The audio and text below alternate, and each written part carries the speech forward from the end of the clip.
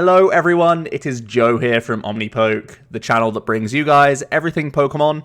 If you're after PTCGO codes, make sure you check out the Potown store. You can get yourself a 5% discount on your orders using the OmniPoke code. For today's video, I'm going to be doing a review of the review that I did for Cosmic Eclipse. Now, this is obviously a bit of a fun video. We can all see where I went wrong with my reviews. We can also look back and see where the community may have overvalued or undervalued cards. I like to do this just before I get on to my next set review. I'm hoping that over the course of the weekend, I can get the Sword and Shield set review ready to go. We can also look back at some of these cards and see how they may be performing in the new standard format when Sword and Shield is released. So it's a bit of fun. It's also looking at where I went wrong, where I can improve for my next review, and we can have a glimpse at some of these cards, how they will be performing when Sword and Shield comes out. So let's jump into this review. I'll go through the first couple of slides and then my face will pop up in a decent place. So hopefully that's where it's all going to work out. All right, I'm going to place myself right here in the middle. I'm hopefully taking up the least amount of text, although I happen to be taking up the first letter or the last letter of text in exactly this text box, but Belelva and Bryson Man is one of the longest names, and hopefully this is the least invasive place that I can put myself on the screen while we go through the set review. So Belelva and Bryson Man turned out to be a very good card. Obviously, I rated it much higher than the community. I was heavily expecting it to go guaranteed into birds, which pre-Cosmic Eclipse was a very good contender. Turned out Bird Control did pick up a few results still, got a good amount of points, got I think 9th or 10th at the Latin American International Championships, but it was actually Florgus Dolls that ended up making top 8 of that tournament and has continued to have more top 8 success in this format. So Belelva still, always has that role of being a control tool, but Florgus was a new archetype born out of this set. So you could say I got a little bit lucky on this one, but the clear intent was there. This was a control card. Control is very strong, and it ultimately succeeded in that role. We are going to go on to Clay.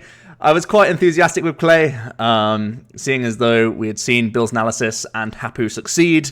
We haven't really seen Clay kick on in any deck, actually, even though there is discard synergy. I think with the lack of recovery pieces, this card is still too dangerous to use.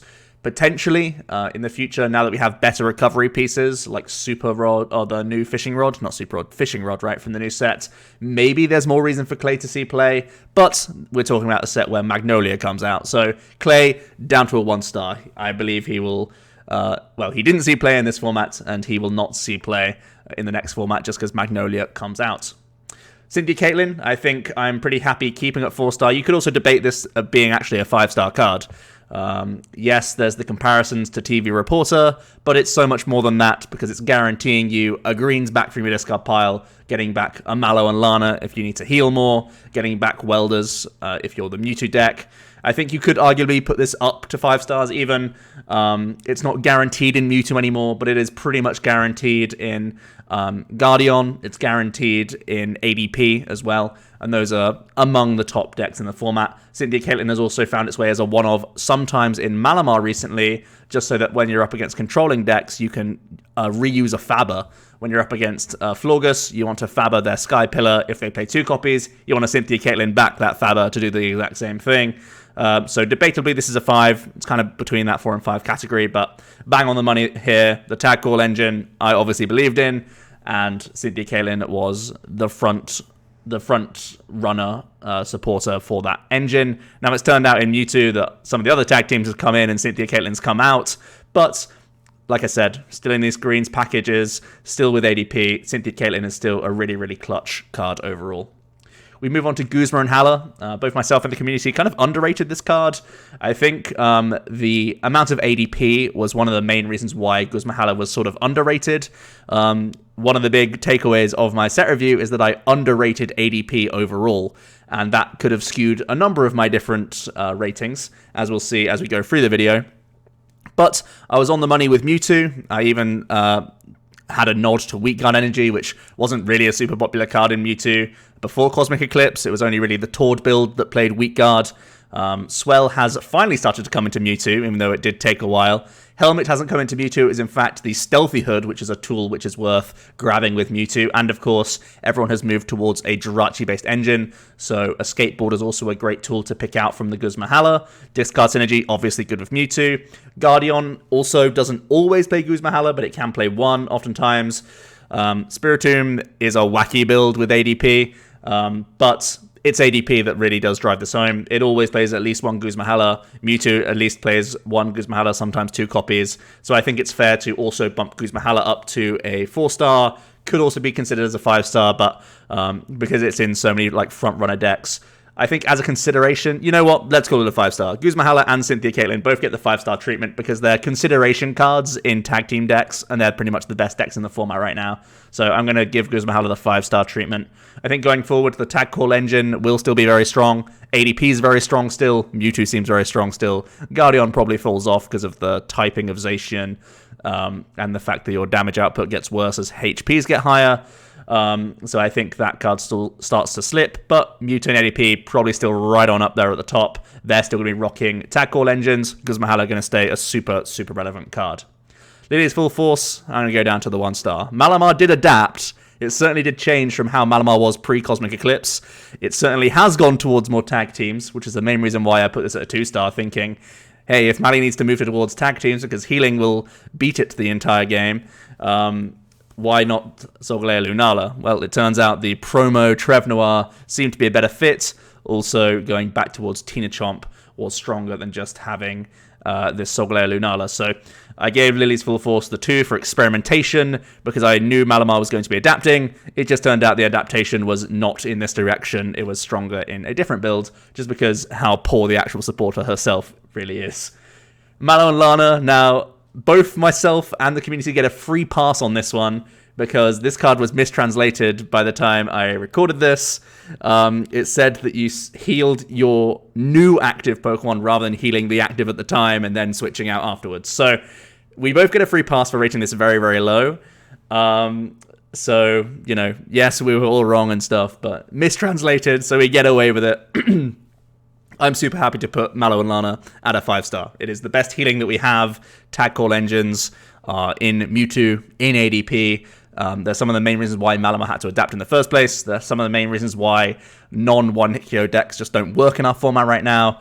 It's a great means of getting around Choo Choo, which isn't that relevant currently, but Pikarom does get stronger in Sword and Shield meta because Quick Ball comes back in the game and makes it easier to find Coco and gives you better discard synergy for Pikarom.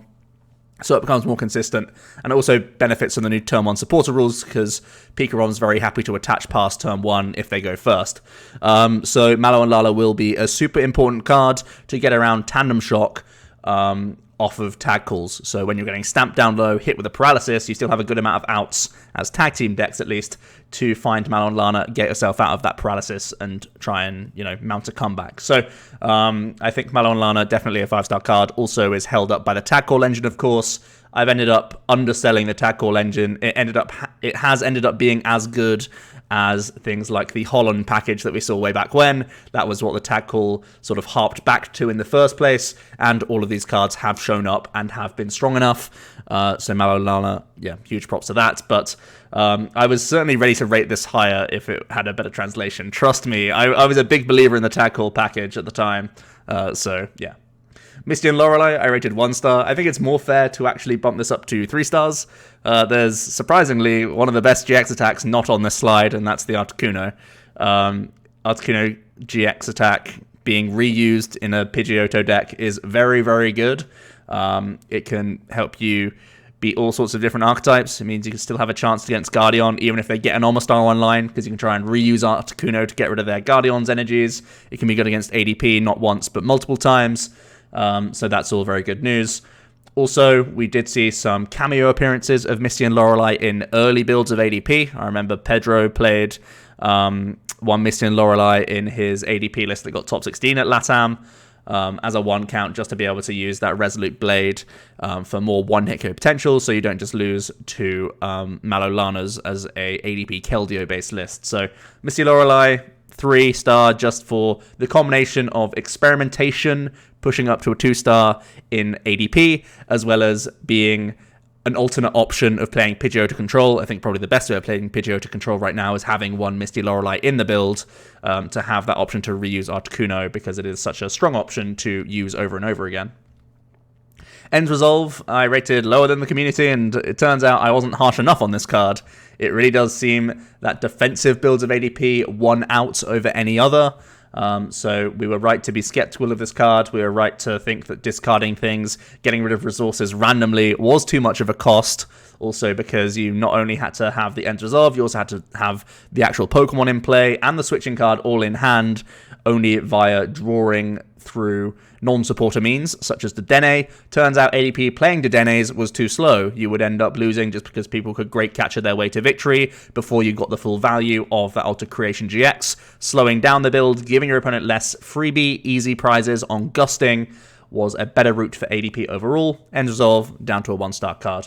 There aren't that many impressive dragons either in the latest set, and even if there were, I wouldn't be looking towards End Resolve, I don't think. Also, Reshiram Zekrom, huge flop card. I think myself and the community overrated Reshiram grossly, and I think that will also reflect some of our other ratings as we go through the video. I got the placement of the dragons wrong. I rated Reshiram too high and ADP too low, basically. Professor Oak setting, yeah, pretty simple 4-star. It's great search.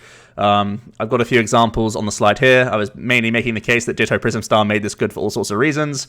We saw Oak setting in a handful of different decks. I think the one that stuck the most is trying to make use of Ditto Prism Star Jirachi, but it's actually Florgus Dolls that plays a 4 of Oak setting. I think it's obviously a really important card for that deck. It found its way into some...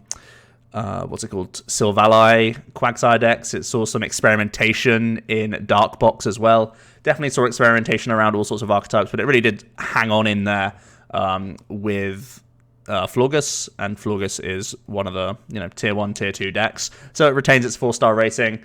It still has a lot of versatility. It may get hurt a little bit by the turn 1 rule changes going into Sword and Shield, so I'm not sure if it's going to be going up or going down, but I still think it's worth its 4-star rating as of right now. Red and Blue, I overrated 4-star, as did the community. This is no welder, it turns out. The draw 3 is stronger than searching out an evolution card, even though this is part of the tag call package. I think part of the reasons why is that a lot of these stage 1s were still lacking ball search. Having a combination of turn 1 supporters like Elm and Oak, then having Red and Blue meant that your deck physically didn't have enough actual draw throughout the game. You would end up having too many situational supporters that didn't help you out later on. That's why things like Silvally, Volcarona ended up flopping. That's why Dark Box ended up flopping. We did see some Red and Blue get used in Silvally Quagsire, but that deck kind of fell off as well. So I think overall we saw this deck, this card over and over again just sort of not really work out. Potentially there's more wiggle room for this card in the future now that we have more basic ball search. We can try and get our Pokemon into play a bit more consistently, so Red and Blue is live more often. But even then, I do think it's going to be on the lower side of things, so I'm going to take it down to a 2-star just for experimentation. There's still obvious power here, great acceleration for some stage 1 stuff, but its discard can be painful. You don't really want to play a tag, like many of the other tag cool supporters don't really synergize with the Red and Blue that much. So you would sort of shoehorn in the tag call package just so that you could use Red Blue and have a bit more consistency. But overall, none of these archetypes ended up working out. I'll keep it at the 2 just for experimentation for future, but I don't hold out a huge amount of hope, even though in a vacuum it still seems really strong to me. Maybe this card needs to be revisited at some point now that we have better ball search, but it seems to have gone way below the bar. Rollerskater, correct 1-star, never going to be better than Cynthia Caitlyn. I even had that on the slide, and it's pretty obvious that it will never see play, really, when Cynthia Caitlyn's in the same set. Rosa, 4-star. I've put a lot of non-GX options on this slide. And it turned out that actually a tag team deck was the best user of Rosa. ADP has oftentimes mained 2 copies of Rosa. I personally don't agree with it a huge amount. I am a bigger fan of Bill's analysis, but plenty of results are backing Rosa as being a great card in the deck. Guarantees you a stamp, helps you guarantee Gust. It's exactly what I was saying on the slide. I just had my targets wrong, basically. I was still thinking Sawsbuck was a thing. Rest in peace, Sawsbuck. You got trumped by Cancerous Control instead. But Rosa still turned out to be a great card. It's going to be still a great card in future. It doesn't matter. It's not affected by not being able to play a supporter on turn 1, because you could never play this card on turn 1 anyways. And we have more Ball Search. So fingers crossed for non-GXs in the Sword and Shield format. I still think ADP has something to say about non-GXs trying to succeed, but Rosa is a great card to help you, again, try and find your stamps, try and find your next Pokemon, try and get all that good stuff out. So yeah, Rosa, great consistency card for non-GXs, and potentially good for ADP. Roxie, it turns out the community were more believers than I were in this combo. And I feel like we have to actually bump Roxie to a 4-star card. The Tina Chomp control deck, well, not really control deck, but it's a hand reduction combo that then leads into Roxie to set up numbers for the Calamitous Slash for big damage, is among the top decks right now. It's actually got a super insane conversion rate. I think that's the most impressive thing about ADP. Not ADP, Tina Chomp. The Roxie build and the regular build both has insane conversion compared to other decks right now, because it's played in such low numbers. Possibly in Bochum this weekend, we will see more people playing Tina Chomp, and we could see even more results with that deck, because it really is underrepresented the whole time through Cosmic Eclipse, and only really at like recent cups and stuff as it started to come out to play. But Roxie has been a great way to accelerate the win condition of that deck and try and get more damage into play, essentially. We've also seen this used in the Persian deck, the Persian box, that sometimes tries to use Stinger and then use Slashback and stuff like that. Or not Slashback, what's it called? Vengeance. On the Persian GX, you use, again, things like Koffing and Weezing to set up math across your opponent's board, so you also have Magical Swap as a win condition for you. So that's all, again, pretty cool stuff overall.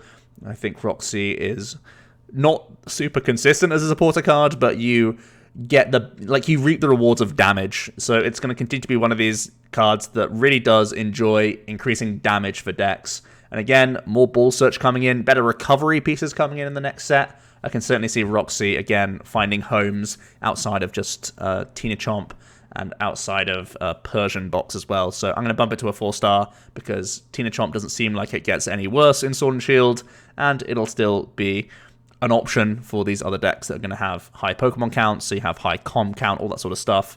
Roxie still could be pretty strong. Will, I rated as a 1-star. I'm actually going to bump this up to a 3-star, I think. This card became a very, very good one-of in Bird Control. I really did enjoy the fact that you can guarantee a Crushing Hammerheads when you're in that chip lock.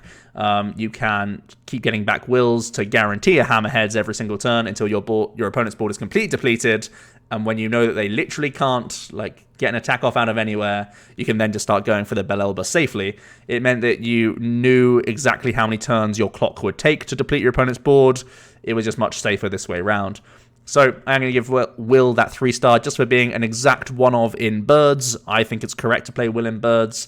Interestingly enough, going into the next set, Will could also re-find itself a home, because we gain another very important flip card in the form of a reprint from Sword and Shield, and that's Pokemon Catcher. Now, I don't think everyone's going to be playing Will. I absolutely think that would be terrible. But if you're going to be playing Catchers and Super Scoop-Ups in the same deck, there's potential for lots of tanking builds with some VMAX Pokemon. If you're going to be playing both Super Scoop-Up and Pokemon Catcher, there's certainly an argument for you to be playing 2 or so Wills in your deck to try and get value out of those cards. Now, do I think that's going to be phenomenal? Have I tested those things? No, not really. The 3 is really just for the 3-star, is really just for the Pidgeotto control option. But it could be fun to start seeing Will in decks where both Super Scoop Up are played that then gives you the reason to play the new Pokemon Catcher or the returning Pokemon Catcher, because then Will becomes a very, very versatile card. It becomes basically like a split between an Acerola and a Lysander. That's a really, really good split. So, yeah, Will could be getting stronger in Sword and Shield. I've got my eye on him for sure. Great Catcher. I still do back the 5-star rating. It's still, a 3 of sometimes in Mewtwo. It's always a 1 of in ADP. It's in Malamar. It's in all sorts of other decks. So, yeah, great Catcher. Again, fairly obvious. The Dene is still ruling the game to an extent. Picking those off easily is always great. Picking off things to be aggressive and take out your opponent's tag team before they take out yours. Again, all sort of good stuff. So, although Custom Catcher has continued to be a factor, Great Catcher is still in almost every top deck right now. Lana's Fishing Rod, myself and the community, again in alignment here, we both rated it 3-star. I feel like it's actually worth bumping this down to a 2-star. I think it's only an experimental card in Malamar, although it's more often than not seen in Malamar. I personally don't think it's a highly performing card, and it didn't really see play anywhere else. So Lana's Fishing Rod, I'm going to bump down to a 2-star. This is also kind of foreseeing the fact that it will never again see play when Fishing Rod comes out. So Lana's Fishing Rod, very slow card, even with better tool recovery and stuff compared to the Fishing Rod. I think Fishing Rod trumps it almost every time for non-GX decks and such. So yeah, Fishing Rod, gonna bump it down to the 2, just because I think it's a sometimes 1 of in exactly Malamar and nothing else. So yeah, it just seems like a fairly weak card overall. Lillie's Clefairy doll, I rated 3 stars. The community saw it as a better card, and it turned out to definitely be a better card. I don't know if the community all foresaw Florges dolls being a thing. I personally think I was one of the first to be on the Florges hype, for the completely wrong reasons, I'll admit myself. I was on it with the Sawsbuck idea. I think a lot of people rated this 4-star because of Beheeyem, but it turned out Beheeyem ended up flopping. Florges Dolls did certainly become a very, very good deck. So you could consider this being a 4-star, I think. Maybe even a 5, because it changed our deck so drastically to go back to custom catchers, basically on the back of Lillie's Clefairy doll alone. We saw, I think, in 9th at LATAM, there was a Blacephalon Birds build born that also had dolls in there. And in LATAM, everyone cut customs for great catchers, so doll was basically always a free turn. And that was super insane for the baby bird Blounds, and basically made everyone switch back to customs to some extent, or have some good bench access at the very least. So, yeah, I think Clefairy doll, definitely a better card than a 3-star. I was hedging. I was thinking that Beheeyem was still going to have the same problems that it always had, which it turned out to be the case and wasn't really successful. But I was backing Florges alongside Sawsbuck. It just turns out you don't need the Sawsbuck. Why deal damage when you can just run your opponent out of cards? So yeah, overall, a high rating for the Clefairy doll is in order. Going forward, there are no new decks from the new set that makes me think Florges gets any worse, so Florges is probably still going to be a factor. Yes, Pokemon Catcher is a new gusting card, but it's not very reliable, especially to try and get 6 prize cards individually. So yeah, I think Florges dolls will continue to be a deck. I think Clefairy doll can continue to be a card in things like Morpeko specifically as well. So this may even be seeing more play than we've seen it in the Cosmic Eclipse era. Very, very strong card.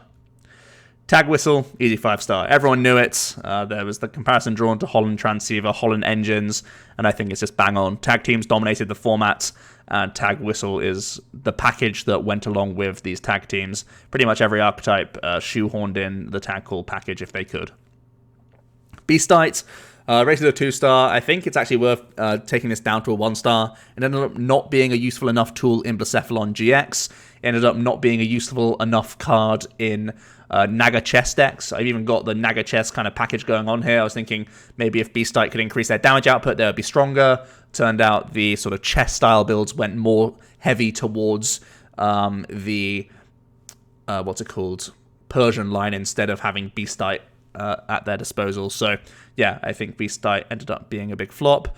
Buzzmosa did see some play. Beastite, I think, was sometimes a 1 of in ADP Buzzmosa, but that's, again, super fringe. And Ultra Necrozma, not the best Malamar archetype, I don't think. Island Challenge Amulet was also grossly overrated by myself and the community. This card did see play in some Blacephalons to not great success. I think ultimately you end up taking too many cuts from your deck in order to be able to B-string for multiple turns. Otherwise, if you just play like 1 or 2 copies, it's very random. You don't draw it at the right times, or you have it on exactly your active, and they have great catcher anyway very often. And Blacephalon has so many like easy knockout targets that it's going to be gotten around a few times. Also, the fact that people can knock you out in more ways than just dealing damage. They can place counters, they can do spell tags, they can do all the sort of stuff. So sometimes it was a liability to put the amulet into play. Sometimes the amulet definitely helped out some greens tag team based decks. Essentially, you just play the tag team that you want. You ignore any 2 prizes or 1 prize in your list, so that the challenge amulet can force your opponent into an 8 prize game. But I still think that was pretty niche, so I'm pretty happy to bump this down to a 2-star for not better than just being an experimental tool in greens decks and a very quick flop in Blacephalon. Kartik Swell, easy 5 stars. Yeah, no one's really complaining about this one. Very good for denying things like Giant Hearth and Thunder Mountain. Pretty much pushed Pikarom out of the meta. Well, this alongside other factors, of course. Lysander Labs is a far less played card now. It's too retroactive, so Labs is no longer really a thing. Power Plants is still a thing. People are having to main Faber in their lists if they are Power Plant based decks, just to be able to eat up the Swell on the same turn as putting down their Power Plant, so that the Power Plant actually works. I've got Keldeo on there, I've got Mewtwo on there, all pretty obvious stuff. Swell, definitely a very strong card, continues to be a great card in the future as well. There's less reason for ADP to be pigeonholed into Chaotic Swell, which is interesting. I think actually a lot of ADP lists, if they go down the Zacian route, will actually be moving to Shrine, because Zacian does 230, ADP takes it to 260, 270 with a Shrine tick. So I wouldn't be surprised if Mewtwo starts maining Chaotic Swell to have a better matchup against ADP, and ADP will move over to Shrine / Zigzagoon / Fine Band, those sorts of options. So that's how I foresee Chaotic Swell moving forward, but I still foresee this to be among top decks because it's a very, very good card overall. Draw Energy, rated 2-star. I still think it pretty much stays at 2-star. Porygon didn't really work, but there was that nod to Guzma Hala, which I think is the only reason why this is hanging on in there. I personally love playing the one-off copy in my Guardian. Guz Hala is sometimes in my Guardian as well, just so you can go ahead and early power plant people. You can also go ahead and grab your correct tool on those opening turns.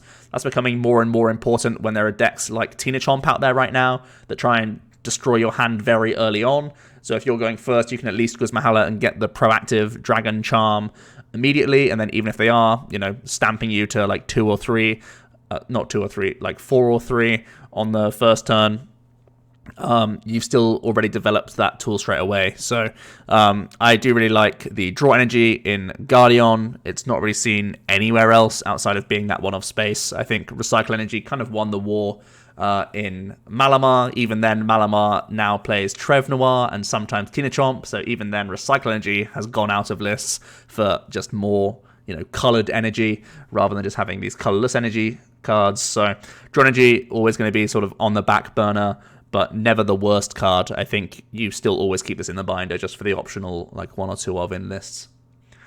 Right, we move on to the Pokemon. Buzzwole, easy 1-star, didn't see play in any deck.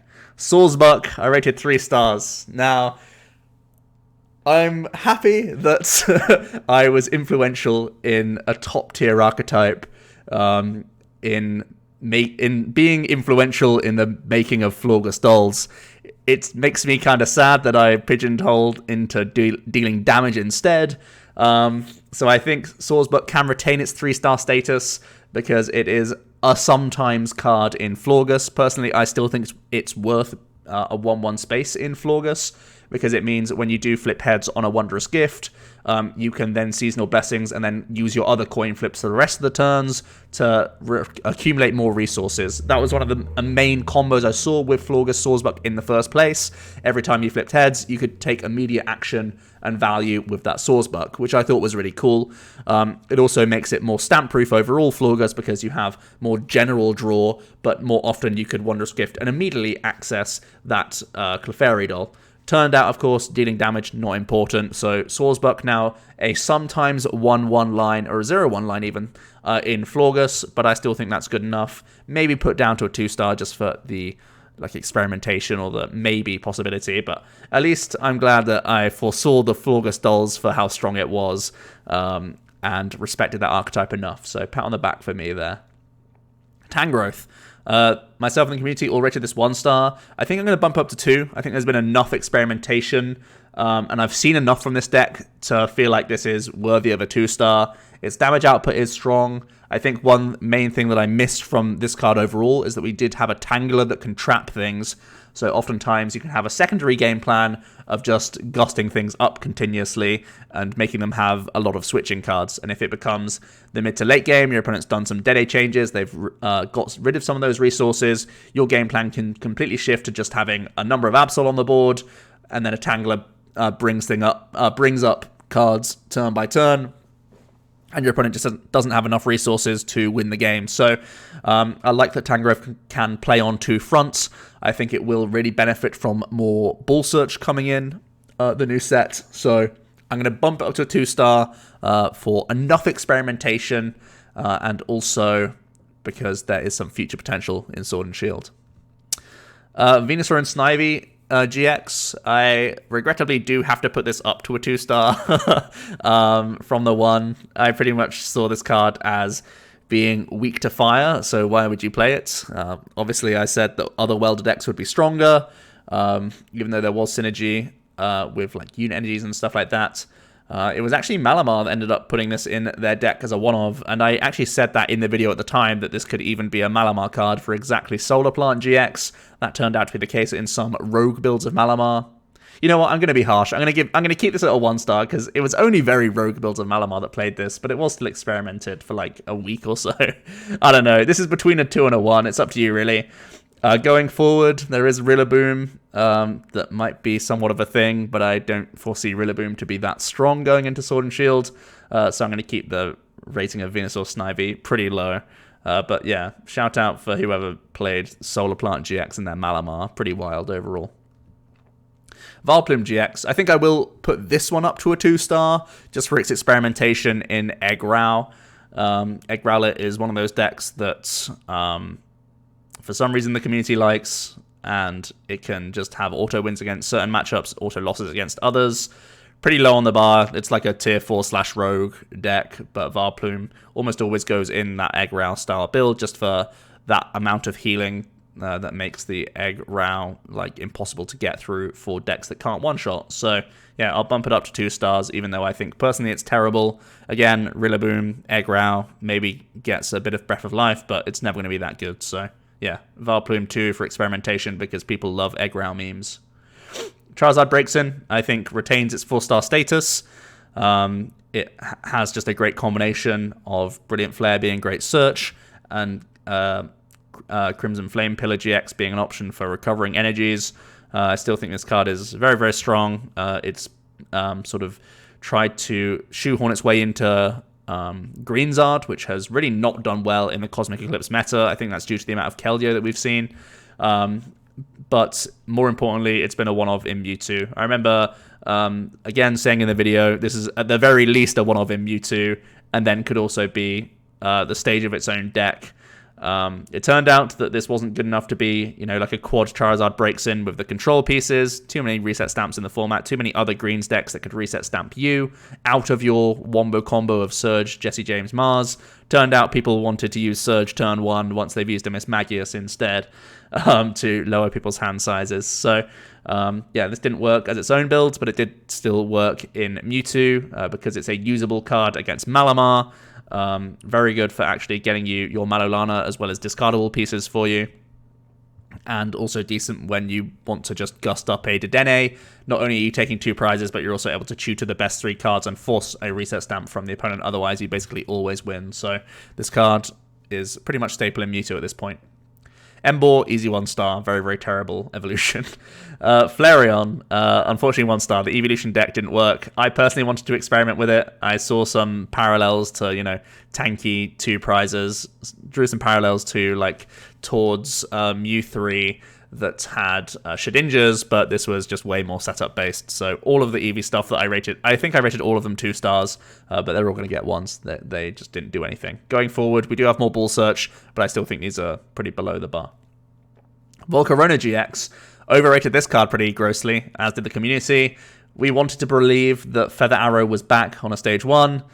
Turned out it wasn't. We didn't have good enough Ball Search for getting multiple Larvestas down. We didn't have enough good Ball Search for getting multiple type Nulls down. And the damage output is just worse.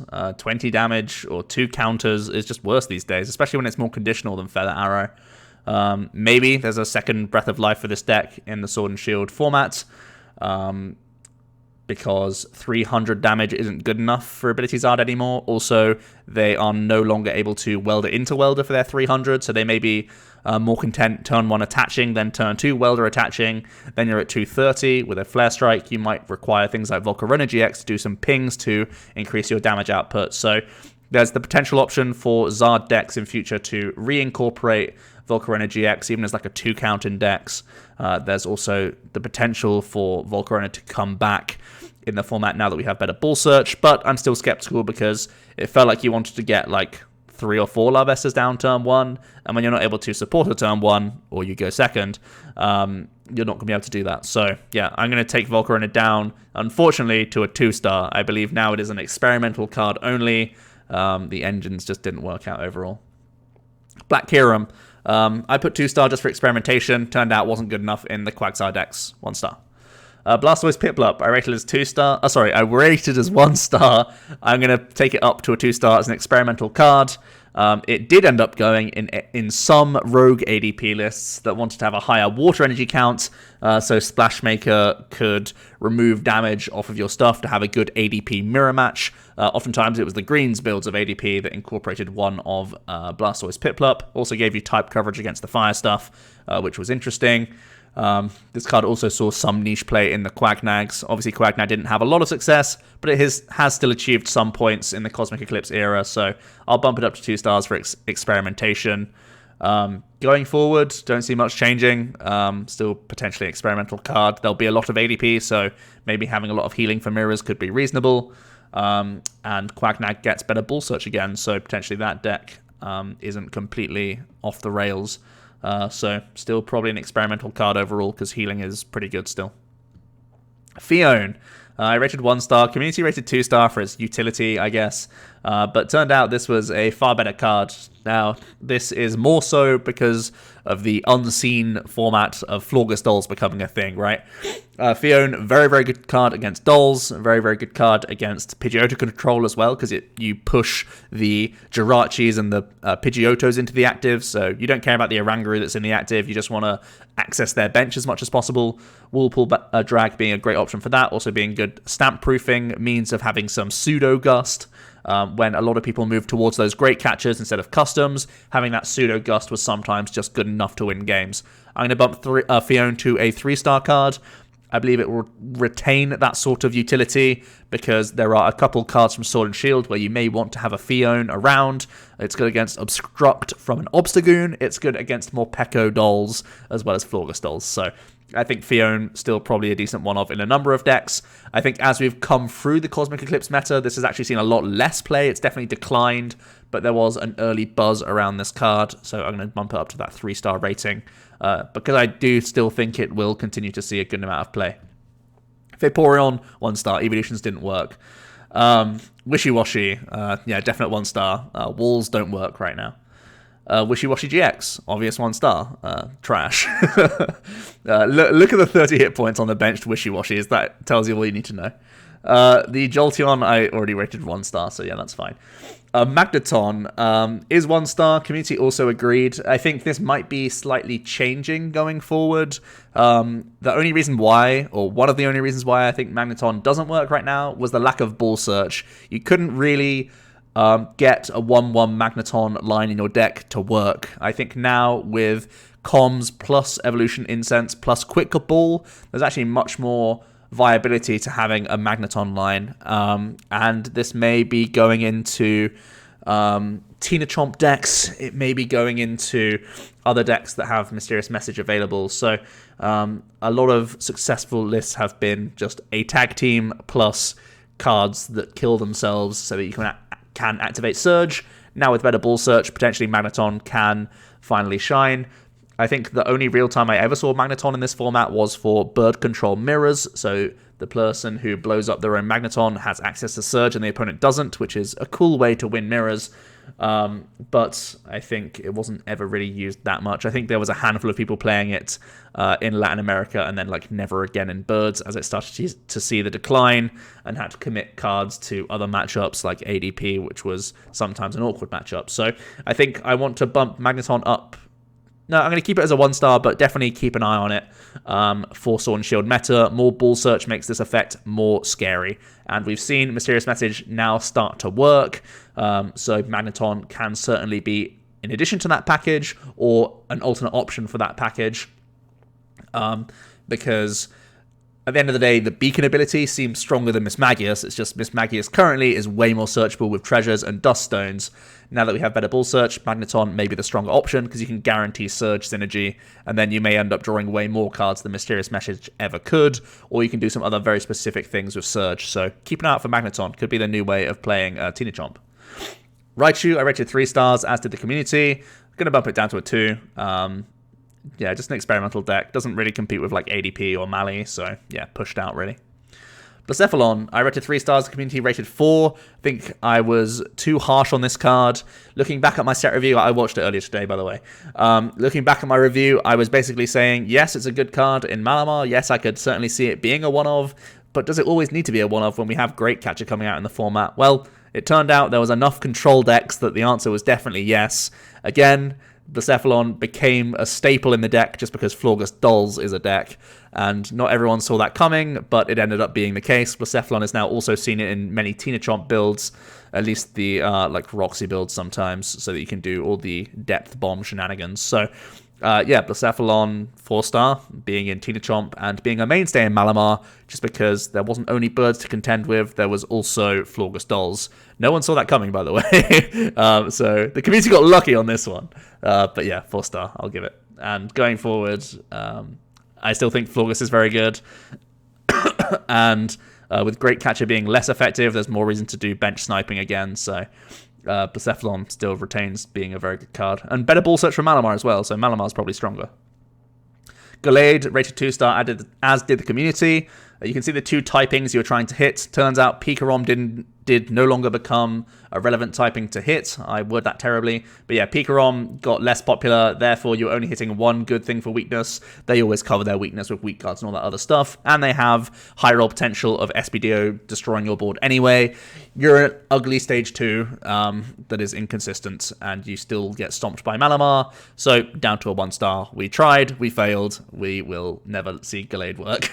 Even if Pikarom does become relevant again in Sword and Shield, there is potentially some Better Ball Search available for this card, but I'm still overall not sold.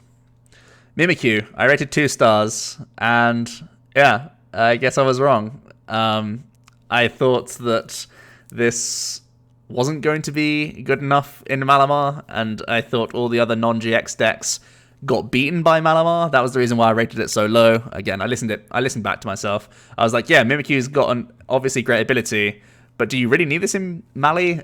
And Mally beats every other non-GX deck, so where's the home for Mimikyu? Well, turns out Roxie decks can play Mimikyu. It turns out there are still some Shrine decks that work, and Malamar does need to play the Mimikyu to actually have a stable enough Mewtwo matchup.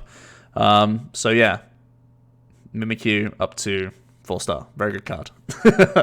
I resisted Mimikyu in my Malamar for so long, by the way. I was adamant that it was a waste of space because you didn't have enough Ball Search to support the card, and you ended up searching this out rather than searching out more Inkays and stuff in the opening turns. But whoops.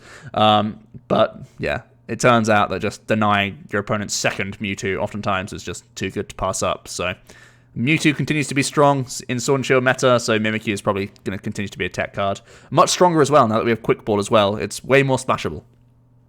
Marshadow, 1-star, didn't see play in Malamar. I gave it a 2-star just for experimentation, but no. Oricorio GX, I rated a little bit too high, I think. Overall, I'm going to keep it back in line with the community here as a 2-star experimental card, which really does surprise me. I think the reason why this ended up not seeing play was Green's decks kind of took over the meta in a large portion. There was a lot of successful Greens decks playing heavy power plants. Even ADP moved to many power plant builds. There's Guardian doing very well. There's all sorts of things playing power plant right now, which made Oricorio GX way worse. And I think in addition to that, there was Mega Low Puff. I think that's the one thing I misevaluated with Oricorio GX was that low puff factor, where you actually wanted to limit the amount of GXs on your board rather than just have as many as possible. And pre-Cosmic Eclipse, you just filled your board with GXs, like every game. So that's where I misevaluated Oricorio GX. I think going forward, Oricorio will continue to not see play, unfortunately. Mega Low Puff does get way worse, but I think we'll be having other bench sitters, like the new Oranguru, for example, in decks, and that probably takes up the space of this Oricorio. So unfortunately, I don't think this card is going to see much play outside of that 2-star rating that I'm changing it to. Solgaleo Lunana, down to 1-star. It didn't work out. It wasn't the way that Malamar adapted, unfortunately. So yeah. Weezing Koffing, just with the Roxie, I'll take Weezing up to a 4-star. Koffing can stay as a 0-star. But yeah, Weezing has a good ability. It does damage and stuff. So yeah, 4-star. Roxie turned out to work. You can see, I was talking about it in trying to be like its own deck, and that is obviously a flop. You just play the 4 and the 4 Roxie and some lure balls to try and make a mini package going on here. Excadrill, yeah, 1-star. It wasn't worth gusting Dedenes to play a stage 1 when we didn't have Ball Search. Might be in future because we do have Ball Search, so keep an eye out for Excadrill. Flygon GX, obviously terrible. It's a stage 2 that requires 3 energy. What were we thinking? Lycanroc, 1-star. Obviously, damage output isn't good enough. Special Energy did start creeping into the formats with Guzma Hala becoming a thing, and attacking for free does seem decent, but I think going forward, still probably not going to see play. Ball Search is better, so it's more consideration for all of these stage 1s, basically. But I still think its raw damage output is probably just a little bit too low. Alolan Persian GX, I'll keep it the 2-star for its experimentation. It didn't really do great, but there was murmurs of Alolan Persian plus Honchkrow, actually, decks at times, just trying to have that heavy swell to deny power plants from people. But yeah, Alolan Persian GX isn't like the best wall in the world, I think. We can keep it as a 2-star for more experimentation in future, but Vs come out and Smugface doesn't get through Vs, so in future it pretty much dies a death. We've had our time with Alolan Persian. Guzzlord, I overrated Dark in general, so we're going to bump Guzzlord down to 2-star. If you want to keep experimenting with Dark Box with more Ball Search in the future, you do you. I've tried and failed twice with Dark Box now. I'm not looking back towards that deck. Turned out, if you want to take extra prize cards, just use ADP. We're getting to the embarrassing part of the review, by the way, guys. Steelix will go down to a 1-star. Jitmin, my man, he's the only one who experimented with this deck. No one else did. Better Ball Search in future, but this is still very bad against Reset Stamp and such, so still probably very bad. Maybe Steelix Lucky Egg. Maybe a video one time. Let's go. Alolan Ninetales, 1-star. Yes, charms were good. Just play Guardian. Cottonee Whimsico, your fairy type coverage is actually very good right now for Lost March. You have great type coverage against ADP as well as Tina Chomp, but you're 2 energies, so still very, very bad. Sorry, Cottonee and Whimsicott. Sorry, Lost March. Again, more Ball Search in future. I saw Wassy did a video with Inteleon as the new draw engine that can also be fodder for your blenders. Could be pretty fun, pretty pretty much cool for experimentation. But for now, stays 1-star. But good type coverage. That's something that I actually missed on this slide.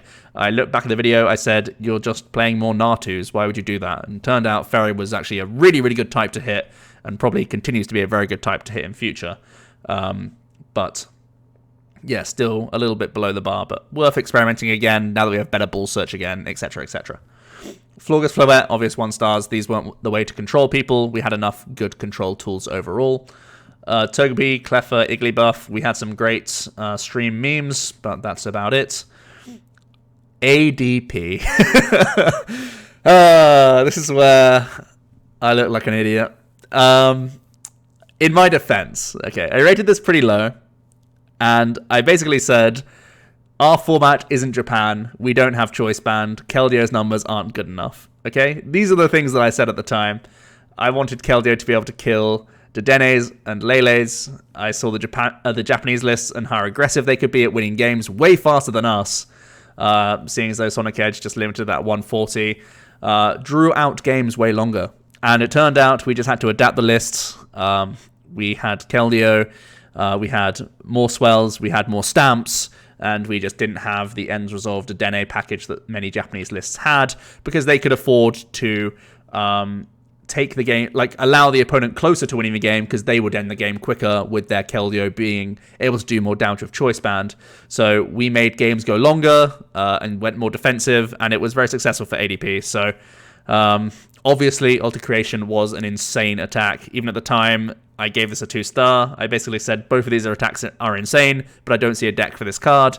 Turns out Keldeo was a good enough partner for sure, and also on top of that, this is a good enough partner on its own. We've seen Green's decks do very well, where this comes alongside Buzzmosa, alongside Luke Metal, alongside like Bird Trio, alongside Spiritomb. This attack is game-breakingly strong, very, very insane. ADP actually just gets better in Sword and Shield meta as well, because Zacian is a new BFF for this card, and the damage output they can churn out is very, very scary. So ADP, I am going to put as a 5-star, as the second best point earner and second best overall amount of top cuts in Cosmic Eclipse. I think this gets really underrated as we come to the end of Cosmic Eclipse, by the way. Obviously, hype will be way back on this card come Sword and Shield, but it's being underrepresented in recent cups and stuff. People have given up on it. But I still think it's super good. So, yeah, in my defense again, when I did my buy list, I said go ahead and buy these.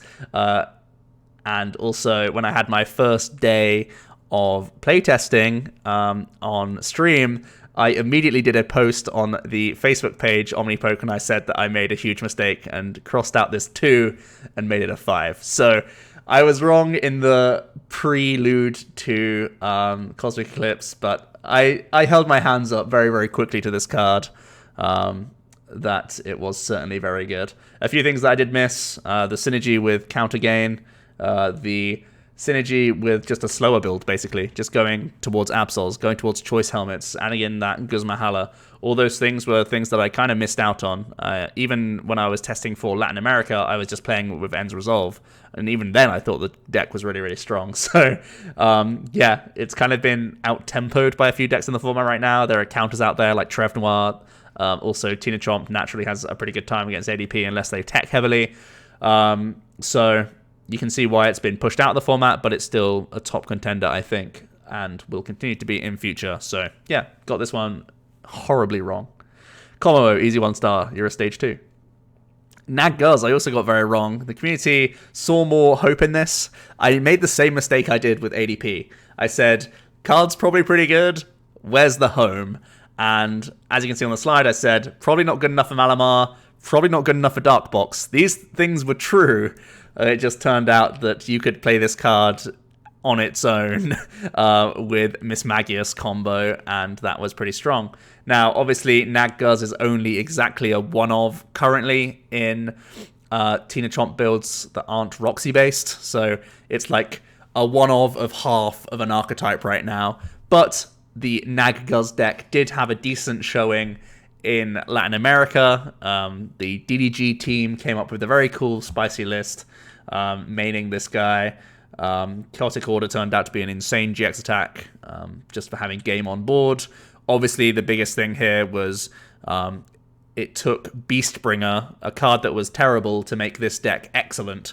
Finally, a great user of Beastbringer is probably a better way I should be saying about this card. Finally, a great user of Beastbringer so that you could essentially win in 3 attacks. You Jet Pierce to 2 shots, a tag team, and then you Chaotic Order for your last 2 prizes. Very, very cool archetype. Great pressure by trying to stamp your opponent turn 1, give them a low hand size, not let them react to the Nag-Guz, let you have that Beastring synergy. So I think ultimately I just missed two synergistic cards. The fact that this is simply an Ultra Beast. The first tag team Ultra Beast that we had was a big miss from me. So yeah, I'll keep it in line with the community as 3 stars. Underrated this because I didn't foresee it as its own deck. I only ever saw it in decks that we already knew about and didn't think he worked in there, which was correct. But yeah, I didn't have a big enough brain to come up with the Nag-Guz Mismagius combo. Reshiram, myself and the community all overhyped this card. This was not the dragon type we were looking for. Turned out this was the bait GX all along. This was the collector card that just had N in the middle of the card. I still look at this slide and think, man, this guy has all the support in the world and great damage output. But 270 wasn't the number that we were looking for anymore with ADP coming around. Also, Choice Helmet was going into a bunch of different decks, at least early on. Even some Mewtwo's were playing Choice Helmet early on, and they might be again now that the Tina Chomp deck's a thing. So 270 wasn't ideal. Also, we never really found a good supporter engine to go alongside this. There was things like Welder and Volkner, but you had to have an awkward energy split, so the Welder wasn't as live as you would like. You had to try and find a bunch of basics early to get the Naganadel to charge up the entire time. It ended up being just a more clunky Blounce that was also tag team based rather than just a regular GX based. So amazingly, this goes down to a 1 star. I've never seen a card look so appealing and end up being a total flop. Ultimately, I think after not doing well in Latin America, not many people even tried to play this archetype since. It did so poorly that it just didn't see play at all. I think the only real times we saw cameos of Reshiram was one-offs in things like Raichu or in Green Zard. I saw a couple Green Zards playing a one-of in their list just because you could switch out of your Zard in the active, attach a Lightning and Welder to this guy, and suddenly Fable Flare bolts for game. It's like an option that's different from Low Puff, basically, in Green Zard. But yeah, goes down to a 1 star, unfortunately. Really surprising. I was super ready to commit to this deck. I tried it for a long time, but it was super bad overall. Going down to a 1 star. Feels bad, man. Ultra Necrozma, 1 star. Very, very hyped and expanded, though. Something to bear in mind. Beware, obvious 1 star. Eevee, I gave a 2 star, as I did with the whole other Evolution package, but yeah, pretty awful. Mega Lopunny, Jigglypuff, yeah, the 4 star seems fine. Seems very solid. I looked back at things like Salamence EX, saw a lot of play, even though it was a late promo to the era. Mega Lopuff is a very similar card. It's come at the very end of the tag team era. It's a tag team smasher. It's a easy one-of in Mewtwo. Excellent card there. It's a decent card in a number of other tag team decks that use the tag team engine. Green Zard can sometimes play this. Pikarom would have played it if it had survived. Going forward, now that we are mix and matching GXs and V Pokemon, there's a lot less reason for us to play Lopuff. I think Lopuff will no longer go in Mewtwo. It pretty much doesn't have the space anymore. As we move on to the new set, just for better cards taking the space. But it really did shine in this format, and it made decks play very differently. It pushed Mewtwo towards a Jirachi build as the only viable way of playing the deck, and it pushed decks out of the meta. It basically pushed Pikarom out of the meta immediately. So yeah, Lopuff, very, very strong card for this format, but it was a brief flame, basically. Silvally GX, I rated 5 stars. And so did the community. We were all very hyped on having some draw engines back. Some people were even comparing this to Zoroark when original scans were first coming out. But yeah, this ended up really flopping. The Silvally deck flopped. The Silvally tech option flopped overall. Doesn't really see play in anything. So unfortunately, Silvally, with an ability that good, I'm still going to give you 2 star for your experimentation in future. We have way better Bull Search, so maybe Silvally will have his time again. Interesting anecdote. It took a long time for Octillery to actually see any play. It actually took Brooklet Hill for Octillery to see much play at all, really, outside of things like Vespiquen, that was just wanting to play a bunch of Pokemon anyway. And it might be the same case for Silvally. You might just have to wait your turn, Silvally, until there's good enough Bull Search for us to actually want you. So maybe we just over-evaluated Octillery in the first place because of how good Brooklet Hill the stadium was and the synergy between that and fighting decks at the time. But yeah, Silvally going to have to go down because there's no real deck for him right now. Interestingly enough, Power Plant may see a lot less play going forward. Yes, it can still stop Dedenne and Mewtwo, but there are less overall like GX Pokemon in the format. There's more like V Pokemon and V Maxes and stuff. So as more V cards get released, there's less reason for us to want to play things like Power Plant. That could open the door for Silvally to be a bit safer in the format, I guess you could say. And Stoutland was basically here for the artwork all along. So yeah, that is the updated ratings. I think it's actually one of my weakest ratings of a set for a long time. The biggest issues were the Dragon types. ADP wrong, Nagaguz wrong, Reshiram incorrect. Even though I got the good old, what's it called? Where are we? The Sawsbuck wrong. I'm really glad that I picked up on Florgus Doll as a combo. It became an archetype. I'd like to think I had a hand in trying to make that a thing, even though I wasn't the one to make it control-based. I think it was Azul that did. Early on in the ladder, I faced Azul with Florgus, and we were both streaming at the time. And I think immediately after I beat him with Florgus, he was like, okay, I got to build that, but better. And he ended up doing that. So yeah, I got a lot right here. It's just I failed on a couple of key Pokemon. Notably, not trusting Japan's results of ADP. So maybe that's something I have to look into for future as we get into Sword and Shield. That's going to be what I'm working on over this weekend. I'm also going to put a link in the description below of this video of a review that you guys can all get involved in for that Sword and Shield format. So it's going to have all the cards that I'm reviewing on that spreadsheet. Put your own 1 to 5 star rating based on the rating that you can see here. For standard formats for these cards, the new standard when Sword and Shield is released, of course.